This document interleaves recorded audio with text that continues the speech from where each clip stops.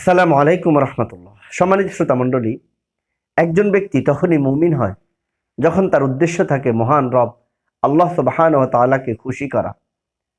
আর ব্যক্তি তখনই আল্লাহকে খুশি করতে পারে ব্যক্তি যখন আল্লাহ খুশি হয় এমন কিছু আমল রয়েছে যে আমলগুলি সদা সর্বদা পালন করে থাকে। এ যাবৎ আমাদের 3টি আমলের উপর আলোচনা গিয়েছে। আজ আমাদের 4th নাম্বার আমলের আলোচনা।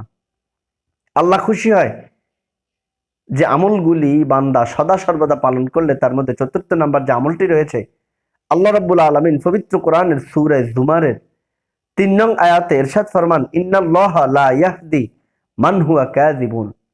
আল্লাহ রাব্বুল আলামিন বলেন, নিশ্চয়ই আল্লাহ মিথ্যাবাদীদের হেদায়েত দেন না।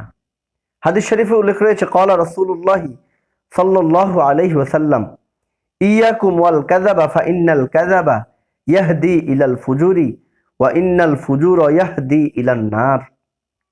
রাসূল করিম সাল্লাল্লাহু আলাইহি সাল্লাম বলেন, তোমরা সদা সর্বদা মিথ্যা থেকে দূরে থাকো, কারণ মিথ্যা পাপের দিকে নিয়ে যায় আর পাপ মানুষকে জাহান্নামে পৌঁছিয়ে দেয়।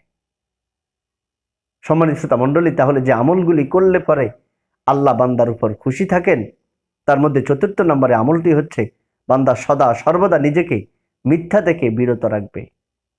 কাজে আল্লাহ রাব্বুল আলামিন আমাদেরকে সদা সর্বদা মিথ্যা পরিহার করে আল্লাহ রাব্বুল আলামিনের সন্তুষ্ট অর্জন করার সে তৌফিক দান করুন। আসসালামু আলাইকুম ওয়া রাহমাতুল্লাহি ওয়া বারাকাতুহু।